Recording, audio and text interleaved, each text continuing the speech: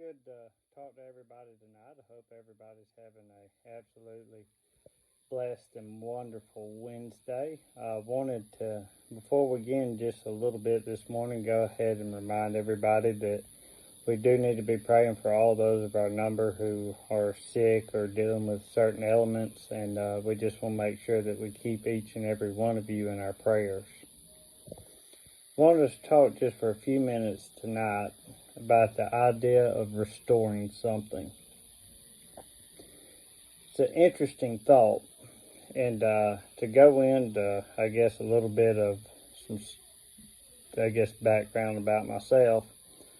Me and my dad and my brothers have always been ones to restore old farm equipment. Just the idea of taking something that has grown up in the weeds that somebody else sees as almost has no purpose anymore, and to bring that piece of equipment back.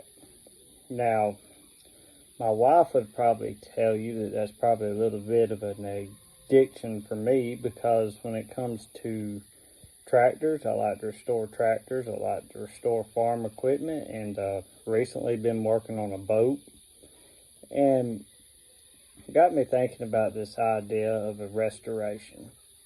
What is a restoration? Restoration is taking something old and making it something new. Something wore out that most people did not see any value in at all, and turning it into something that's completely different. Now, as most people like myself can tell you, there's several different kinds of restorations. There's the one that's every nut, bolt, paint, just the way something looked when it came off the showroom floor. And then there's the guy with the rattle can spray paint from Tractor Supply, who goes out there and he paints something and calls it restored. Wanted us to take a little bit of time tonight and look at the idea of us as Christians and what that means to us.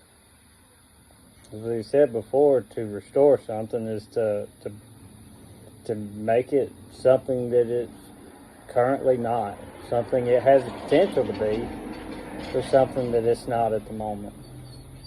Each and every one of us, when we go through our lives, find ourselves in situations to where we need to be restored when it comes to the church, whether it's us realizing that we've been living a life of sin and not been following God, whether we realize that we're not a member of the Lord's church and we need to make some changes. But I think one of the biggest problems people have in their lives is it's a whole lot easier to do that little rattle can spray paint restore job than it is to start taking every nut and bolt loose and making sure that it's going to function properly. What do I mean by this? Well, simply, I think a lot of people have the want to change to an extent. They just really don't want to put in the effort it's going to take in order to really, truly change. So the question that I want to present to us, or something to think about for the week: when we're living our lives, or we living our lives as a new creature. You see, what baptism represents is the death, burial, and resurrection of Jesus Christ. It also represents the death of the old person, the person who was living in sin.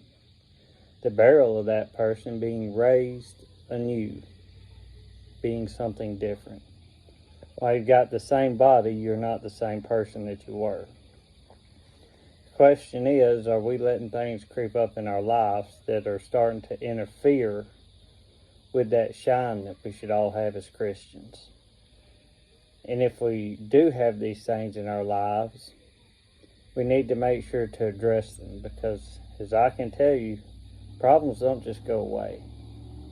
No matter what we say or do, they're always there, and they're always going to be there until they're actually addressed. It's just like rust on a car. It's not going anywhere until the problem is addressed. So, as we go through the rest of our week, I want us to all to evaluate ourselves just a little bit and just make sure that we are where we need to be. Thank you. Y'all have a blessed day.